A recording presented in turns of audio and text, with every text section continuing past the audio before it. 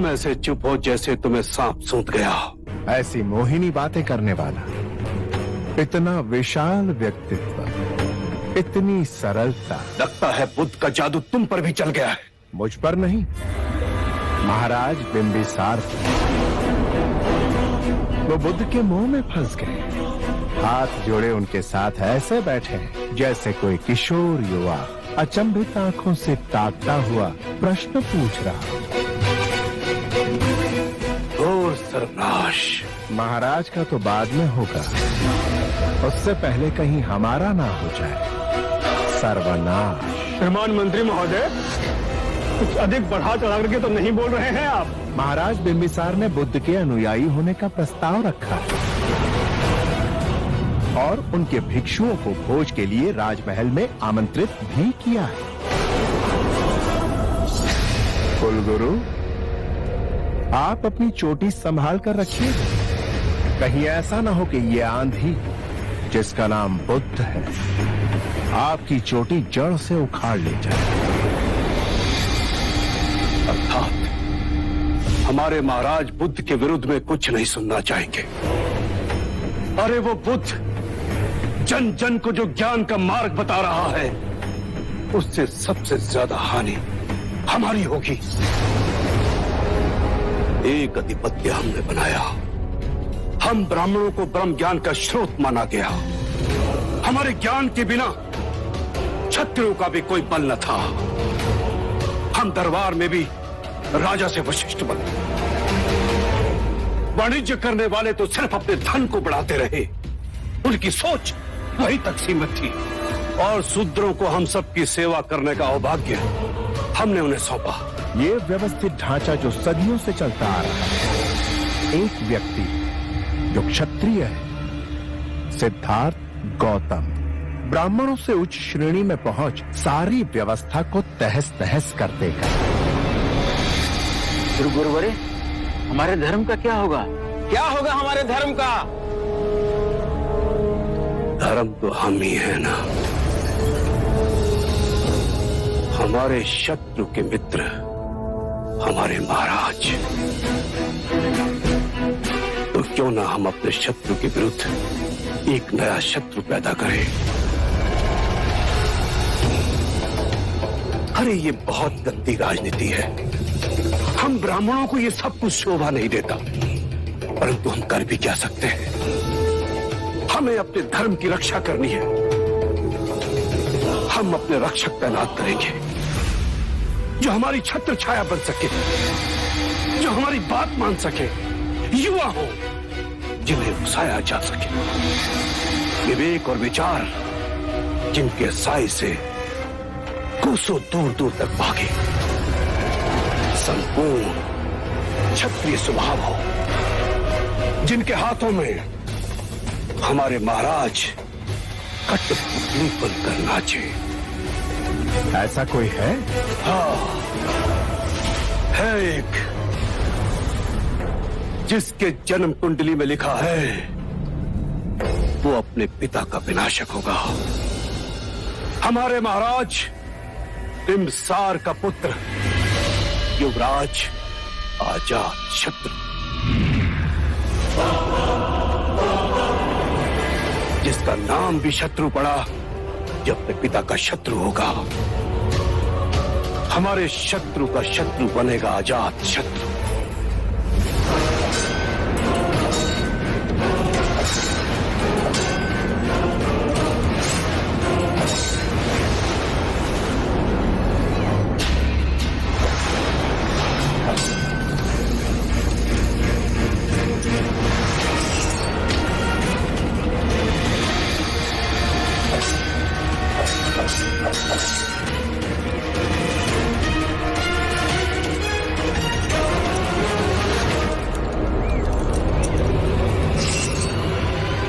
युवराज, महाराज ने आपको ताड़वन में उपस्थित रहने को कहा है। किस कारण विशेष से? महाराज चाहते हैं कि आप बुद्ध के दर्शन करें। मैं और बुद्ध के दर्शन करूंगा।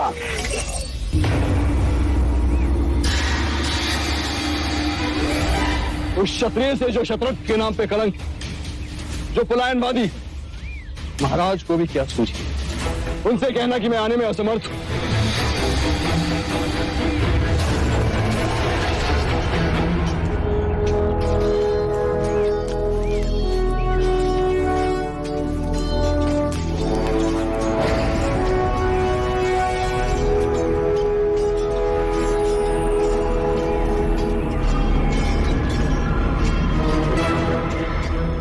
आज सूर्य पूर्व से ही उदय हुआ के कुलगुरु, वहां हमारे पिताश्री हमें सन्यासी के दर्शन हेतु बुला रहे हैं और यहाँ हमारे कुलगुरु हमारे दर्शन हेतु आए। युवराज, हम शस्त्र विद्या में कुशल नहीं, परंतु गुणी कुशलता को देखने का आनंद तो ले सकते हैं। हमारी तलवार की टंकार से बड़े बड़े कांप जाते हैं। युवराज, आपके शौर्य की चर्चे भगत से बाहर भी हो रहे हैं। आप केवल हमारी प्रशंसा करने आए अथवा कोई कार्य?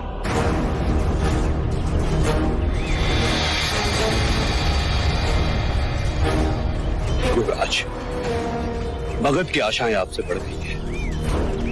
क्यों? हमारे पिताश्री महाराज बिंबिसार तो है ना, कुशल शासक, जनप्रिय, न्यायमूर्ति।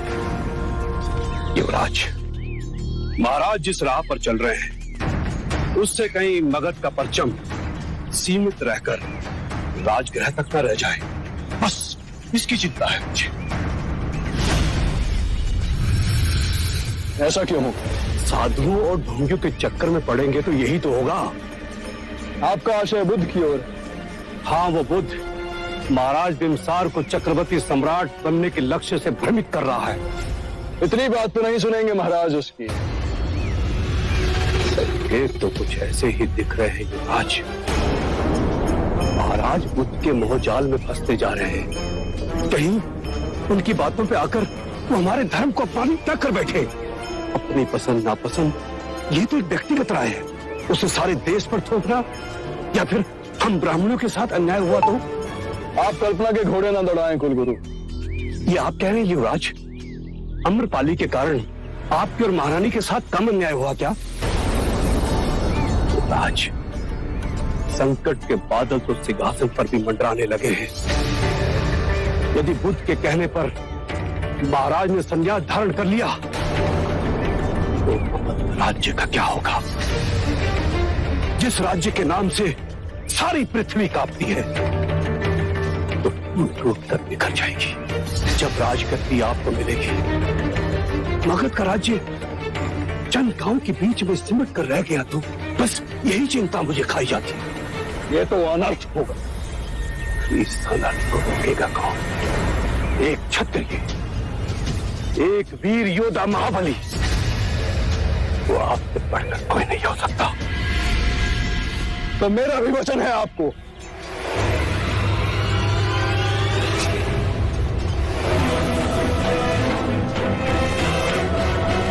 मगध का राज्य चारों तरफ फैलेगा। मैं चक्रवर्ती सम्राट बनूंगा। मेरे नाम का लोहा पूरा विश्व मानेगा और हमारे विचारों का ब्राह्मण सत्ता के भागीदारी बनेगा। प्रणाम गुरुदेव। महाराज बिंबिसार ने आपके लिए रथ भेजा है, चलने की कृपा कीजिए। धन्यवाद, परंतु आप महाराज से कह दीजिएगा कि मैं अपने भिक्षुओं के साथ राजमहल चलकर आ रहा हूं। जैसी आपकी आज्ञा गुरुदेव।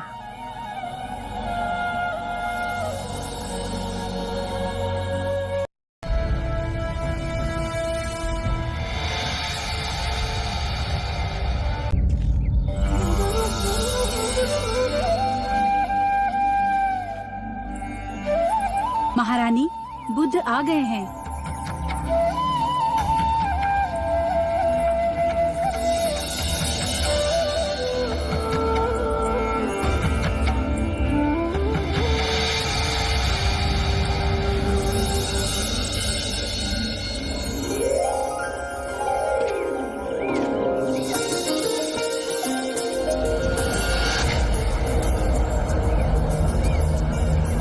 ये मेरी पत्नी है,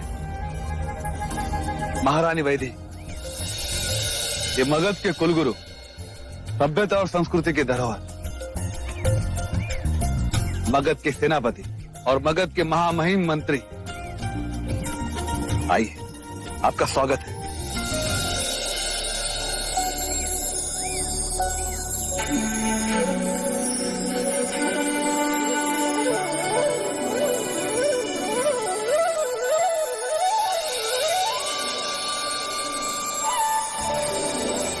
क्या भोजन हेतु आसन ग्रहण करें? आसन ग्रहण करें।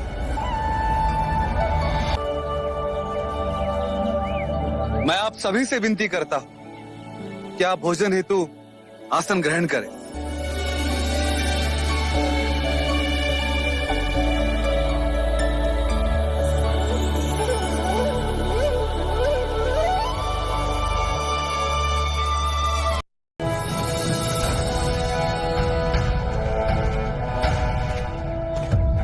ये मेरा पुत्र अजात शत्रु है, आशीर्वाद दो। क्षमा करें, मैं अपना शीश किसी के आगे नहीं झुकाता। ये बहुत अच्छी बात है। किसी के दबाव से शीश झुके, ये बुरा है। कहने का अर्थ है, जब तक मन में सम्मान ना हो तो किसी के आगे शीश झुकाना। परेशान ना हो, मैं समझ गया। फिर कोई विशेष उपलब्धि भी तो होनी चाहिए। अर्थात महाराज को पहले से ही हमारे विद्रोह की सूचना थी। तख्ता पलट होते ही मैं उन्हें अपना बंदी बना लेता तो मेरी विजय निश्चित थी। चिंता न करें युवराज, मगध की सीमा पर हमारे ही लोग तैनात हैं। मेरे कुछ सेनापति और सैनिक भी मिले हुए। कपिल वस्तु जो सैनिकों की टुकड़ी गई थी, वो भी उसके साथ है। महाराज भाग के कहां जाएंगे? जाओ, मगध के कोने कोने में जाओ और हर उस जगह को खोद डालो जहां महाराज के छुपे होने की संभावना है। अजात शत्रु अपने शत्रु को पाताल से भी निकाल के लिए आएगा। मैं भी आपके साथ कारागृह चलूंगी, पर आपका साथ नहीं छोड़ूंगी। आम्रपाली, ऐसा कोई प्रण मत करो। यदि अजात शत्रु यहाँ आ गया तो तुम्हें और हमारे पुत्र जीवक को जीवित नहीं छोड़ेगा।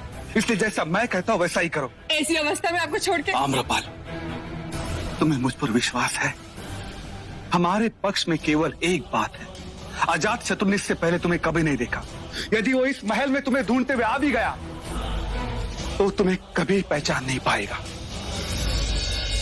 मेरे सैनिक तुम्हें सुरक्षित वैशाली पहुंचा देंगे।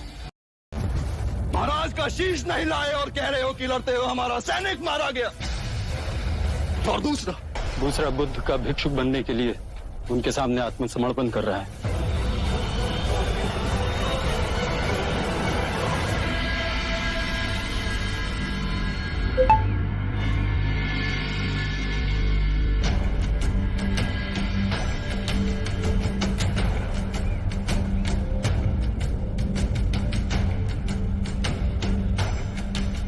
मैं तो अनपढ़ हूँ मुनिवर, आज आपके सामने जीवित हूँ तो ये आप ही का दिया हुआ जीवन दान है। क्या आप पहले कभी बुद्ध से मिले हैं? महाराज बिंबिसार को मैंने धन की लालच में मारना चाहा, मैं पकड़ा गया। महाराज के हाथों मेरा वध होता, पर उनकी उठी हुई तलवार गिर गई। उन्होंने कहा कि वो उनके गुरु बुद्ध के वचनों की वजह से मुझे जीवित छोड़ रहे हैं। मुझे आपकी शरण में आना है प्रभु, शरण में ही मुझे मुक्ति मिल पाएगी। मुझे इस ग्लानि से मुक्ति दिला दो, मैं कभी शस्त्र नहीं उठाऊंगा। मुझ नीच को क्षमा कर दीजिए प्रभु। जिस क्षण तुम्हारे अंतर में ये विचार उत्पन्न हुआ कि तुम पाप कर रहे थे, उसी क्षण स्वयं तुमने अपने मुक्ति के मार्ग पर पहला पग रख दिया था।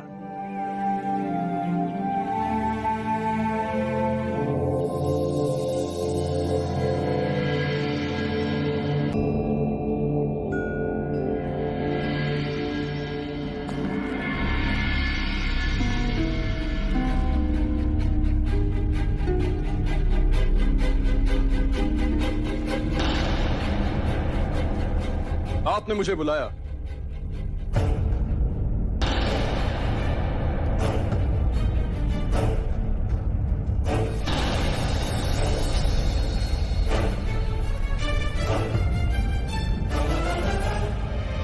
आज हमारा पुत्र हमसे आंखें चुरा रहा है।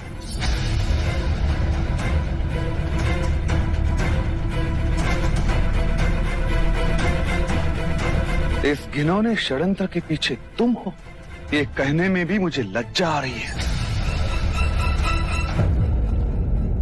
मेरे पश्चात मगध का सिंहासन तुम्हारा ही तो है, फिर इतने अधीर क्यों?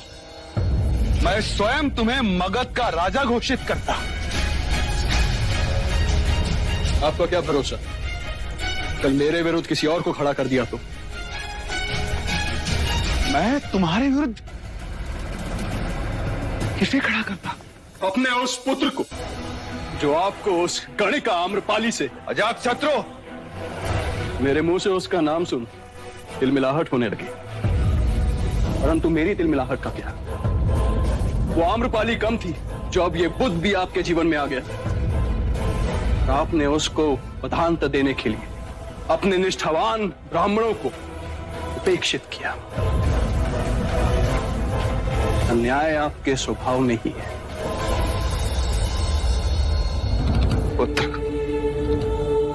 समय रहते संभल जाओ, अन्यथा इसे गहरी खाई में गिरोगे कि निकलना असंभव हो जाएगा। जो तुम्हारी भलाई सोचते हैं उनमें तुम केवल बुराई देखते हो, पर ये बुराई तुम्हारे अपने मन का खेल है। उपदेश देना शुरू, पड़ गया ना उस बुद्ध की संगति का आप पर प्रभाव। लेकिन मैं आपके उस बुद्ध की तरह नहीं हूं कि मैं अपने राज्य की सुरक्षा किसी और के हाथ में सौंपकर सन्यासी बन जाऊं। मैं अजात शत्रु अपने क्षत्रिय धर्म का पालन करूंगा। मैं मगध की सुरक्षा का भार उठाऊंगा। मेरे राज्य में मगध का ध्वज पूरे जम्बू द्वीप में फहराया जाएगा। मगध की प्रजा पूर्ण रूप से सुरक्षित है। पूरे जम्बू द्वीप ने हमारे राष्ट्र का लोहा माना है, तो फिर व्यर्थ में रक्तपात क्यों? आप क्षत्रिय हैं, रक्तपात से कब से डरने लगे? कहीं ये भी उस पाखंडी बुद्ध की शिक्षा तो नहीं? अजात शत्रु, तुमसे बात करना भी व्यर्थ है। यदि चाहता तो मेरे ऊपर हुए आक्रमण के लिए तुम्हें दंडित कर सकता था, किंतु मैं पिता हूं तुम्हारा। तुम मुझे मारने का विचार कर सकते हो, किंतु मैं नहीं।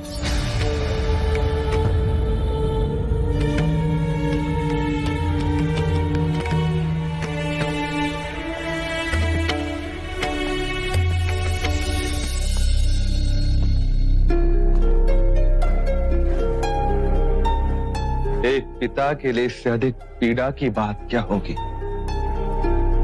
कि उसका अपना रक्त उसका शत्रु है। मेरी आयु अब वानप्रस्थ की ओर जाने की हो चुकी है। मैं स्वयं इस राजपाट को छोड़ना चाहता हूं, पर मुझे लगता है कि अगले 10 वर्ष मुझे उस दिन की प्रतीक्षा करनी होगी।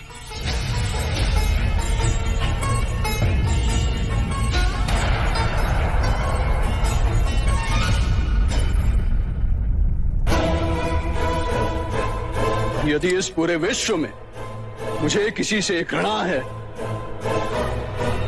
तो वो आप हैं। तो तुम भी सुन लो, जब तक तुम सिंहासन पे बैठने योग्य नहीं हो जाते, मैं स्वयं तुम्हें मगध के सिंहासन पे बैठने नहीं दूंगा।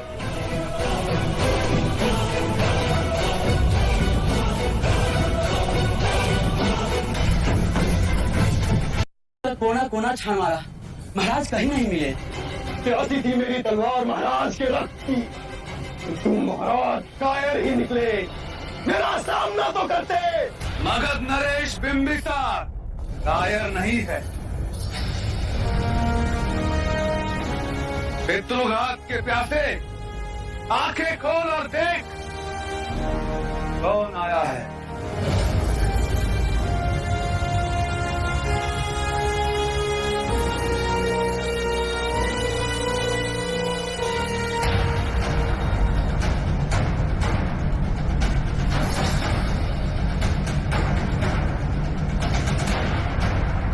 अपने पिता की पीठ पर वार करने वाले कायर, ये तू भी जानता है कि मैंने पिता का धर्म निभाया है, अन्यथा उसी दिन तुम्हें मृत्यु दंड दे दिया होता। मुझे मृत्यु दंड देते तो आज का दिन न देखना पड़ता, किंतु आज आप मेरे बंदी हो।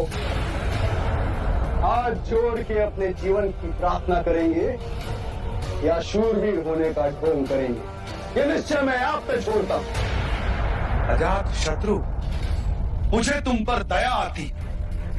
तुमने मुझे बंदी बनाया, मैं स्वयं चलकर तुम्हारे पास आया हूं।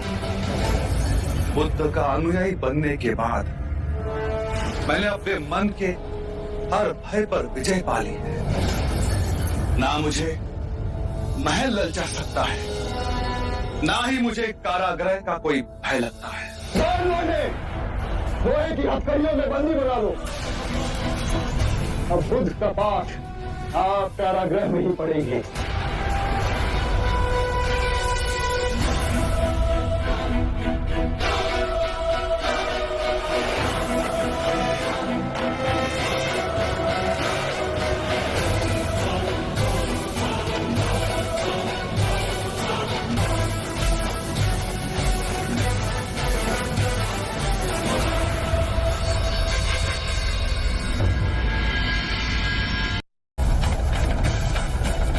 तो क्यों ना इस रोग को जड़ से ही काट के फेंक दिया जाए।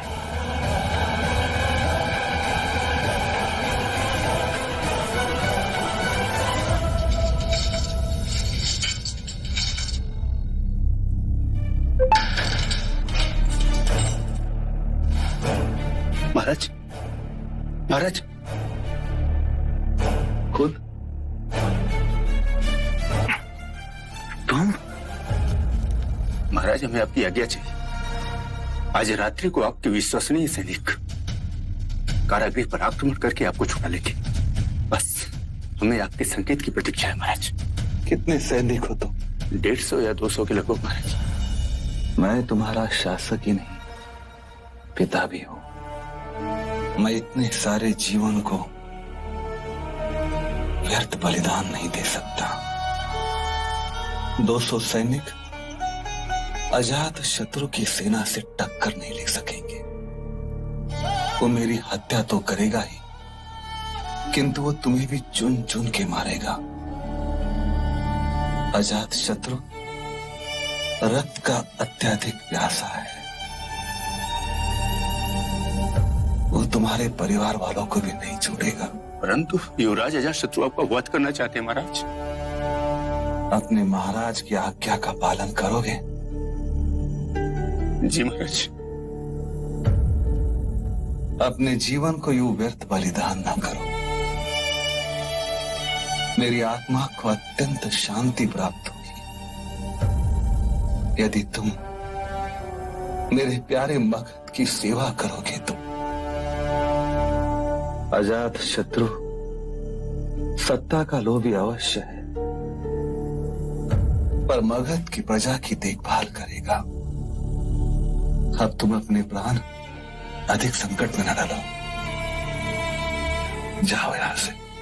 आपको अकेला छोड़ के नहीं जा सकता। ये तुम्हारे महाराज बिंबिसार का आदेश है।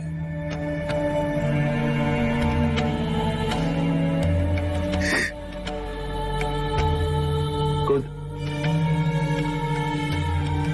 तुम मुझे अपनी कटार दोगे?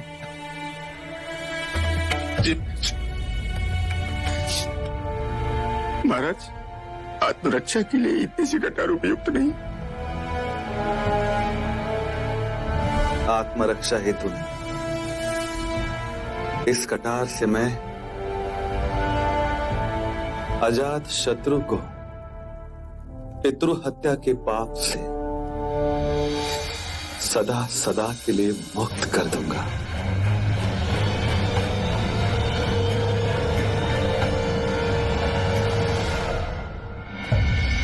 मां,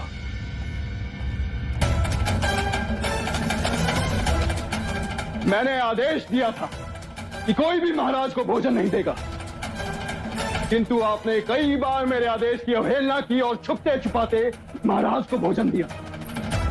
दूंगी, हर बार भोजन दूंगी उन्हें और हर बार अवहेलना करूंगी।